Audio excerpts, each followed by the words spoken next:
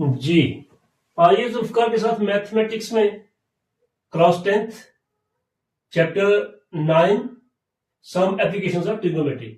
exercise 9.1 question number 13 as observed from the top of 75-meter high lighthouse from the sea level the angle of depression of two ships are 30 degree and 45 degree if one ship is exactly behind the other on the same side of the lighthouse find the distance between the two ships क्या है जी सी level से एक light house 75 metre तो वहां से top से नीचे देख रहा है एक जहाज पर समुद्र के अंदर ही एक जहाज पर देख रहा है तो 30 डिग्री का एंगल उसको बन रहा है उसके 45 का एंगल बन रहा है उसके पीछे दूसरा जहाज है दूर पीछे उसी लाइन पे तो वहां उस पर देख रहा है वहां एंगल 30 का बनेगा क्योंकि वो दूर है 30 का एंगल बन रहा है तो कहता है वो जहाज एक कितने दूर है एक दूसरे से तो बड़ा मजेदार क्वेश्चन है कि हम यहां खड़े हूं यहां से हम एंगल देख के तो बता दें कि जहाजों की दूरी इतनी एक दूसरे से जहाज ये इतने दूर है तो देखेंगे आप कमाल ये भी है कि टेन थीटा और साइन थीटा और कोसिकेंट थीटा ये क्या है इनके रोल क्या है सॉल्यूशन है क्या जी इधर है ये है सी लेवल यहां लाइट हाउस है 75 मीटर ले लिया मैंने यहां से लूंगा ए बी चलिए इतने को मान लेते हैं 75 मीटर्स वहां से जहाज यहां पर कहीं एक जहाज है जहाज कैसे बनेगा जी जहाज बनेगा जी ऐसे बनेगा जहाज इस जहाज पर देख रहा है एंगल बन रहा है 45 का अब 45 का एंगल मैंने पहले भी आपको बताया है कि 45 का एंगल जितना ये है इतना दूर ले लो वहां से इतनी दूरी पर ले लो तो ये दोनों बराबर होंगे अगर एंगल 45 का बन रहा है लेकिन उसने यूं कहा हुआ है कि यहां से वो वॉच कर रहा है यहां से ये पैरेलल लाइन अगर ले लिया हम बी प्राइम तो वहां से एंगल ऑफ डिप्रेशन 45 का है तो अल्टरनेट एंगल भी 45 का होगा ये है नीचे समुद्र है तो ये एंगल 45 का था तो इसको मैं लिख दूं 45 का एंगल ऑफ डिप्रेशन फिर एक जहाज इधर पीछे खड़ा है यहां जहां पर कितना दूर खड़ा है यहां खड़ा है तो एंगल 15 डिग्री का बन जाएगा फिर तो हमने 30 डिग्री का एंगल यानी इससे थोड़ा छोटा यहां से ये टेढ़ा मेढ़ा इसका डिस्टेंस नजर आ रहा है चलिए अवॉइड कीजिए इसको ये 30 का है तो ये 30 का है तो इसका अल्टरनेट एंगल ये भी 30 का होगा ए बी उसका नाम रखा एक जहाज जो खड़ा था उसको हमने ए बी सी पोजीशन पर रखा और दूसरा जहाज जो है वो डी पोजीशन पर रखा अब ये बीच में मैंने पानी तो बनाया ये डिस्टर्ब भी कर रहा है समुद्र हमें डिस्टर्ब कर रहा है हाँ तो C and D are the positions of two ships तो ए एंड बी हम मेंशन करेंगे देखना क्वेश्चन शॉर्ट में भी आपको बता दूंगा और क्या है कि let the tower B A B let the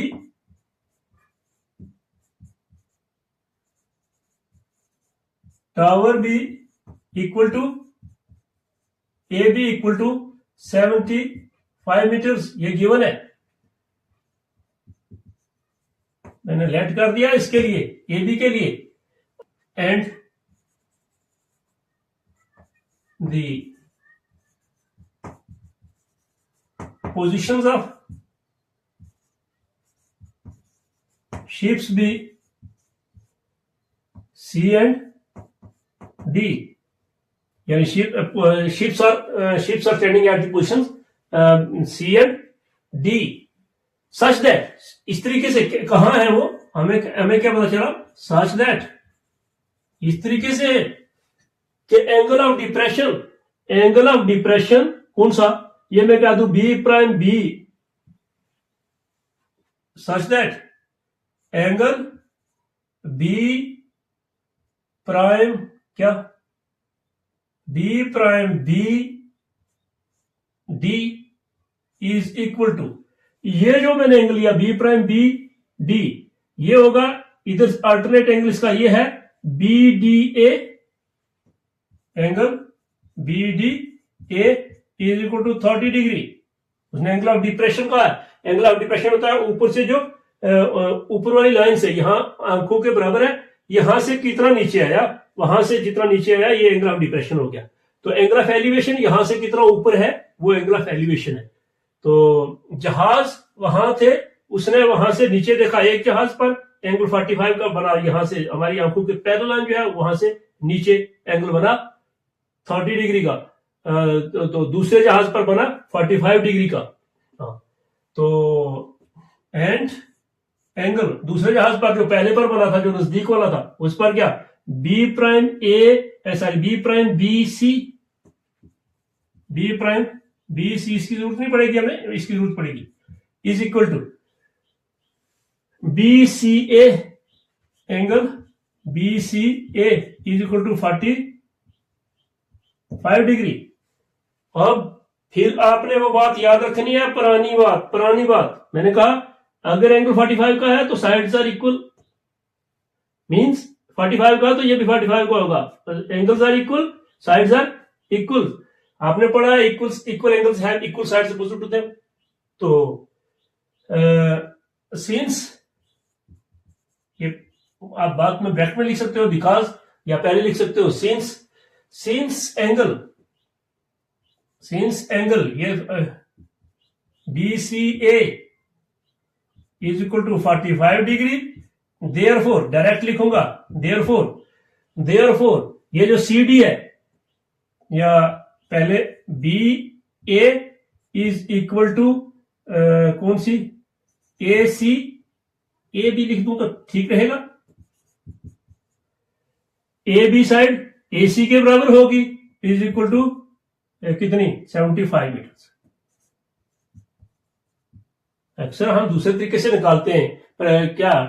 ratio लगा के, साइन कोसाइन के रेशो लगा के, लेकिन क्यों लगाएंगे हम जब यहां से क्लियर है तो। ये डीसी, अब एक्स वगैरह मुझे लिखना था कहीं मेंशन नहीं किया, रहने दीजिए डीसी लिखूंगा। तो ये साइड तो हमारे पास निकल गई, एसी एक चीज हो गई।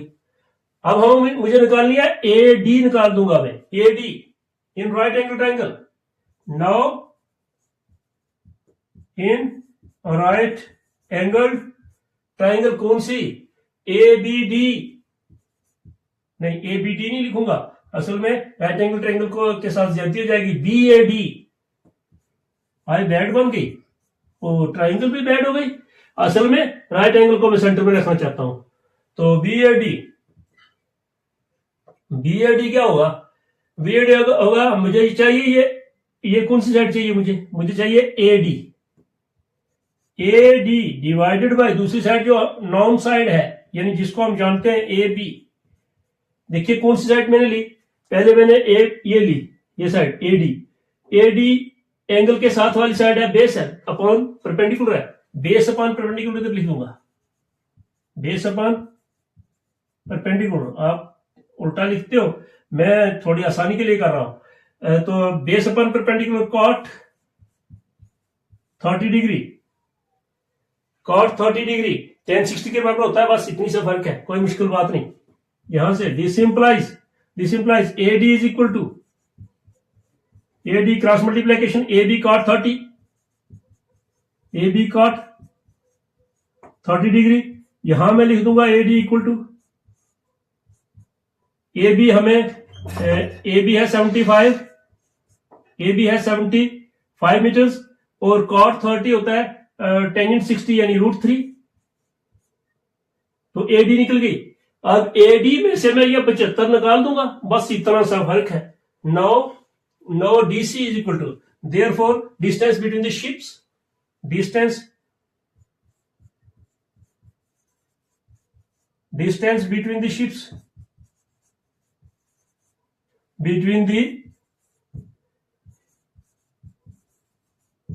इज इक्वल टू, वो होगा डीसी डिस्टेंस है, और डीसी होगा ए डी पूरे में से ए डी माइनस ए सी कर दो, पूरा डिस्टेंस है ए डी, उसमें से AC कर दो, AD हमने निकाला 75√3 माइनस ये है 75, तो बस कुछ नहीं निकला हमारा 75, तो बाय ले लिया मैंने √3 - 1, √3 - 1 ये मीटर्स में उसने कहा हुआ है। चलिए हम मीटर अब साथ में ऐड कर देते हैं, यानी ऐसे के हम कहेंगे पहले से लगाया था। तो बस ये आंसर हो गया हमारा, आंसर हो गया, आंसर एक आंसर, या ऐसे कर लीजिए 75 ये होता है √3 होता है 1.773, उसमें से 1 निकाल लेंगे तो ये गया 0.73 मीटर से मल्टीप्लाई कर दो, तो जो भी आता है हमारा आंसर आ जाएगा। तो इतना सा क्वेश्चन था, बहुत सिंपल छोटा क्वेश्चन है, लेकिन तब जब आप आएंगे जुल्फकार के साथ। लेकिन फिर से देखो, कट शॉर्ट ये मल्टीपल टाइप क्वेश्चन भी हो सकते हैं, हम इसको इतना जल्दी आपको करा सकते हैं। अगर हम ये लिखते हैं, ऑर्डर बनाते हैं, डिस्क्रिप्टिव एग्जाम का ऑर्डर बनाते हैं, तो इतना टाइम लगता है और इतनी सी इसका स्ट्रक्चर बनता है। लेकिन अगर हम इसको यूं ही देखते निकालना चाहे, तो ये चीज हमें पता है, ये 75 है, ये भी 75 है, निकालनी ये साइड है, तो ये हमें डायरेक्ट में बताऊंगा यहां से देख के। इसको अगर बिल्कुल ना देखें हम, तो मैं चाहता हूं DC is equal to DA, AD is equal to 75, यानी मैंने कहा ये बेस अपॉन परपेंडिकुलर था, तो अपॉन जो डिनोमिनेटर में था उसको क्रॉस मल्टीप्लिकेशन में पहले लिख दिया मैंने, तो बन गया cot 30 है √3, AD 75 √3 है, तो दूसरा 75 उसमें से माइनस कर लो, ये बिल्कुल हमें √3 - 75 कर दिया मैंने, तो आ गया जी हमारे पास 75 इंटू √3 - 1 आंसर। इतना शॉर्टकट। तो अगर हम ऑर्डर ना बनाए तो इतना शॉर्टकट, ऑर्डर बनाए तो इतना, हाँ अगर कोई ऑर्डर भी ना बनाए तो फिर इतना।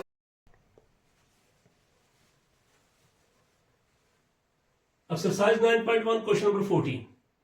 A 1.2 meter tall girl spots a balloon moving with the wind in a horizontal line at a height of 88.2 meters from the ground. The angle of elevation of the balloon from the eyes of the girl at any instant is 60 degree. After some time, the angle of elevation reduces to 30 degree. See figure 9.13. Find the distance traveled by the balloon during the interval. कहता है कि एक लड़की है, 1.2 metre उसकी height है, और एक बैलून उड़ रहा है, हवा में उड़ा रही है वो एक बैलून को, और उसकी आंखों से जो ऊपर एलिवेशन बनता है, यानी अगर उसकी आंखों के पैरल से एलिवेशन फ्रॉम हर आईज कहा, जो यानी मैं यहां से आगे जो अगर हम बिल्कुल हॉरिजॉन्टल लाइन ड्रा करें जो ग्राउंड के पैरल हो, तो यहां से ऊपर देखना, मैंने पहले भी बताया कि यहां से लेकर जो एंगल बनेगा ऊपर, वो angle of elevation from her eyes, यहां से वो देख रही है, ऊपर को एंगल बना यहां पर था, ए पोजीशन मान लेता हूं मैं, इसको मैं मेंशन कर दूं, अगर ए पोजीशन पर उड़ रहा था ये बैलून, तो एंगल ऑफ एलिवेशन यहां से उसने देखा, ये लड़की खड़ी है इधर, तो 60 डिग्री का एंगल बना एट एनी इंस्टेंट, किसी एक लम्हे उसने देखा 60 डिग्री का एंगल बन रहा था। After some time the angle of elevation reduces to 30 degree, कुछ टाइम के बाद देखती है तो एंगल थोड़ा कम हो गया, यानी बहुत आगे चला गया, मूविंग अलाउंग द हॉरिजॉन्टल कहा था उसने कि सीधी लाइन में आगे जा रहा था गुब्बारा, ऐसे इस लाइन के तहत आगे जा रहा था वहां से ऊपर से। तो थोड़ी देर के बाद देखा उसने दोबारा दूर चला गया, बैलून जो है वो दूर चला गया, तो एंगल जाहिर सी बात है कि जब दूर चला जाएगा तो एंगल डाउन हो जाएगा, angle of elevation reduces to 30 degree. तो कहता है कि find the distance travelled by the balloon during the interval. ये जो इंटरवल यहां उसने पहले देखा था, फिर यहां देखा उसने, तो ये डिस्टेंस कितना हुआ उस दौरान, बीच में जो टाइम उसका गुजरा, जब उसने यहां देखा था और बाद में यहां देखा, तो इस इंटरवल के दौरान कितना डिस्टेंस उसने तय किया, हमें ये पॉइंट फाइंड करना। पहले यहां पोजीशन पर था, यहां चला गया, बी पोजीशन मान लेते हैं इसको, लड़की की पोजीशन को भी नोट कर देते हैं सी, और इस पॉइंट को सी और डी और ई दे देते हैं, ये हमें जरूरत पड़ेंगे, ये जो डिस्टेंस उसने ट्रेवल किया। तो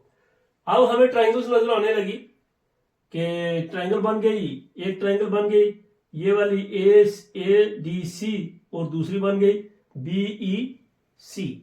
दो ट्राइंगल्स बन गई। यहां से हम जो है इसका सोल्यूशन कर लेंगे। उससे पहले एक बड़ी चीज देखनी पड़ेगी हमें कि टोटल डिस्टेंस जो था यहां से ग्राउंड से,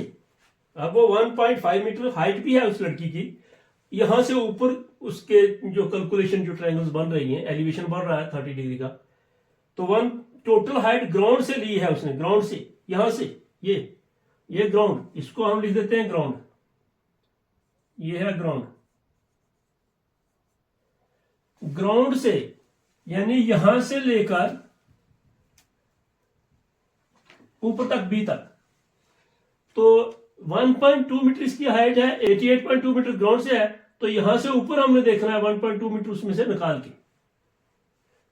तो टोटल हाइट मैं लिखूंगा, मैं कहूंगा द प्रॉब्लम ये दिखाई गई है, द गिवन प्रॉब्लम इज, ये उसने पहले ही दिखाई हुई है, is shown as in, is traced as in shown as shown in figure, is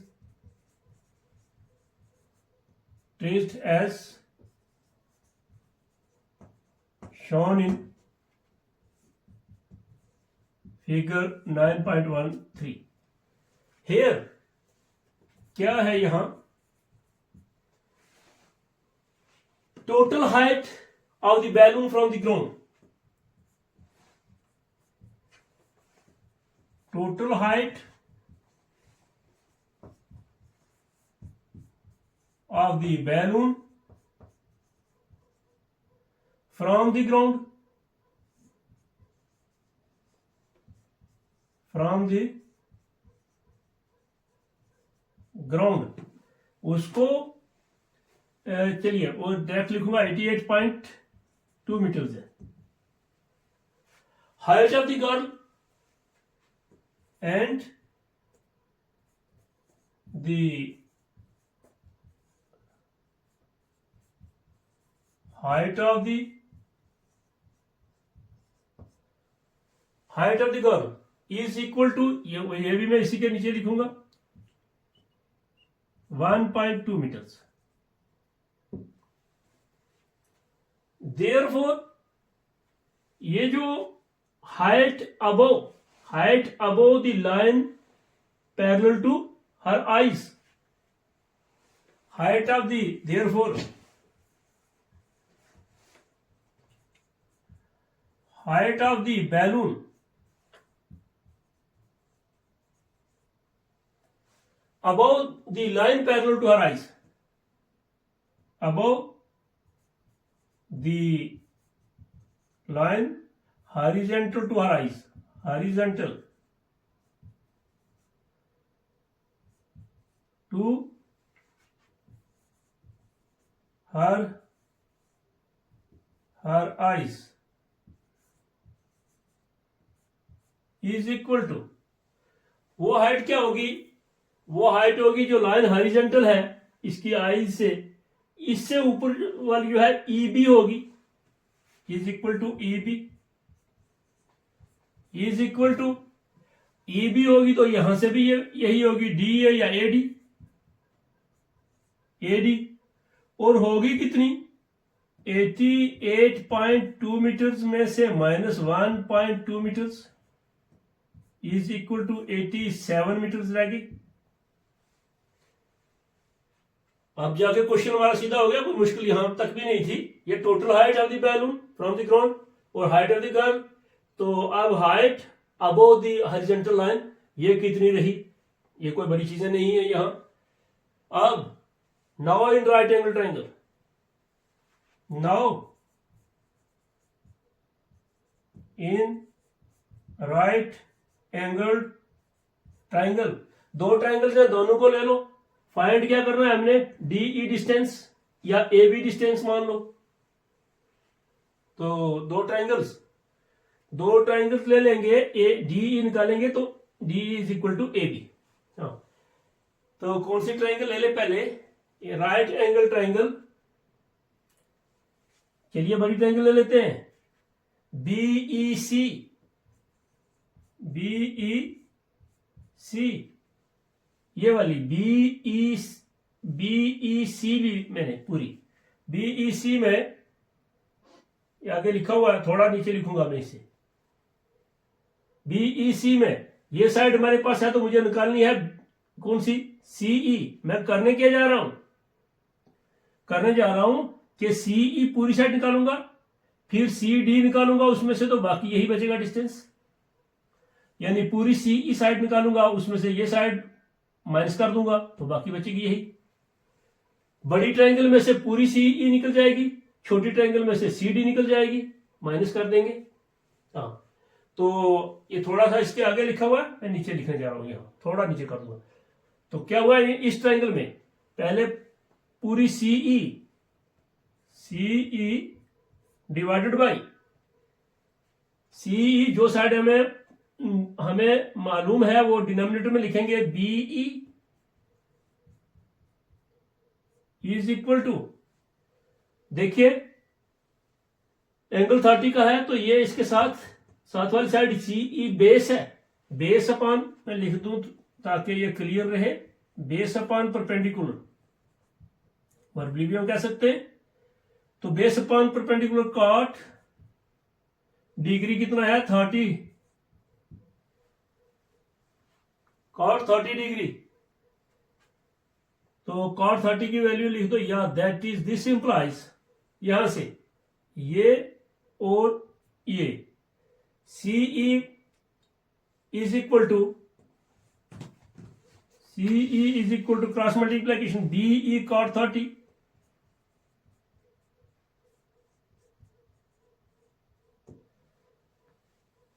तो वैल्यूज निकाल दो, BE हमारे पास है इज इक्वल टू, अलग से लिखूंगा साफ साफ ताकि हमें उलझन न पड़े, फिर से CE ऐसे करके, ये इसकी जगह है 87, हमने निकाल के रखा हुआ है, कौन सा BE या EB, ये निकाल के रखा है, EB को हो या BE को हो। 87 cot 30 होता है टेंजेंट 60, यानी √3। तो एक साइड हमें निकल गई हमारी, तो कौन सी निकली ये पूरी लंबी साइड, इन ट्राइंगल एंड कह दूं, and in right angled triangle. अब ये साइड लूंगा तो इसमें से CD निकलेगी, ADC एडिशनल डिप्टी कमिश्नर हो गए जी, ये इक्वल टू, तो इसमें मैं निकाल जाता हूं CD डिवाइडेड बाई, मुझे डायरेक्ट लिखना था CD divide by AD is equal to, फिर CD बेस है इस ट्रायंगल का, बेस अपॉन परपेंडिकुलर,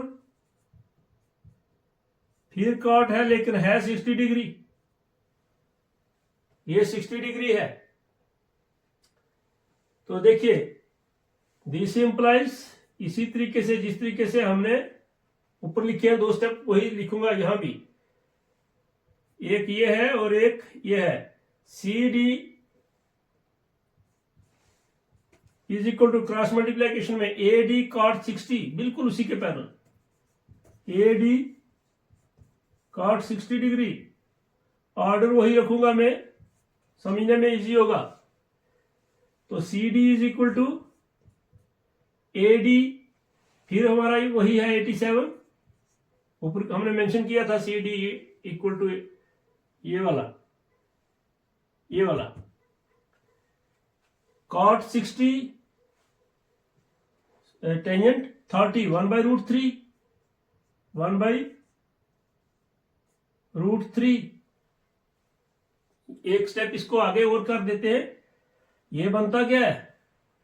ये बनता है जनाबे अली, ऐसे बनता है कि √3 से रेशनलाइज करो, डिनोमिनेटर को भी √3 से मल्टीप्लाई करो, न्यूमरेटर को भी। ये बन जाएगा सिर्फ 3, स्क्वायर रूट कैंसिल हो जाएगा स्क्वायर बन के। अगर हम इसको एक बार और √3 से मल्टीप्लाई करें, स्क्वायर बनेगा, रूट कैंसिल हो जाएगी, तो बच जाएगा 3। तो 329 87 √3। तो ये हम इसको रिजल्ट फर्स्ट कह दें, इसको रिजल्ट सेकंड कह दें, तो फर्स्ट माइनस सेकंड या first and second. Therefore distance travel direct लिख दूंगा, डायरेक्ट बस सॉल्यूशन एंड कर दूंगा। क्या कि उसने जो पूछा था distance travelled by the balloon during the interval, ये लिख दूंगा। देयरफॉर द डिस्टेंस, कोई वर्ड ना छूट जाए, distance travelled by the balloon the interval. ये इंग्लिश हम अपनी तरफ से कुछ नहीं लिखते, यहां से देख के लिखते हैं। देयरफॉर द, कहीं आप ये ना परेशान हो जाए जी इतनी इंग्लिश कौन लिखेगा। Distance travelled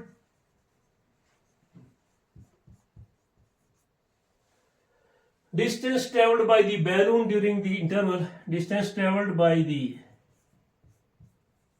balloon during the interval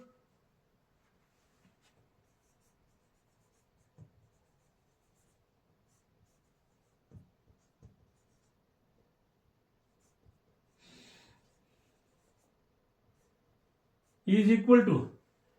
वो डिस्टेंस क्या था, ए बी था, और ए बी किसके बराबर था, डीई था, और डीई किसके बराबर था, डीई था जी CE minus DE is equal to, यही लिखते चले, एक स्टेप पीछे से लिखेंगे हो जाएगा पूरा। सीई 87 √3, 87 √3 माइनस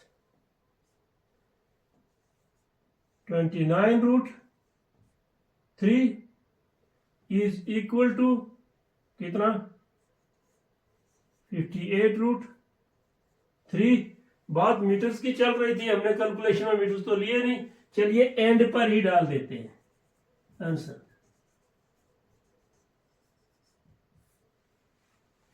अगर मैं मीटर एमएम डालता हूं तो ABCD MN कंफ्यूज आप होते। चलिए जी, इतना शॉर्ट सा क्वेश्चन है, कितना मजेदार क्वेश्चन, कोई कंफ्यूजन नहीं होना चाहिए। आज का लेसन इतना ही। Okay, bye bye.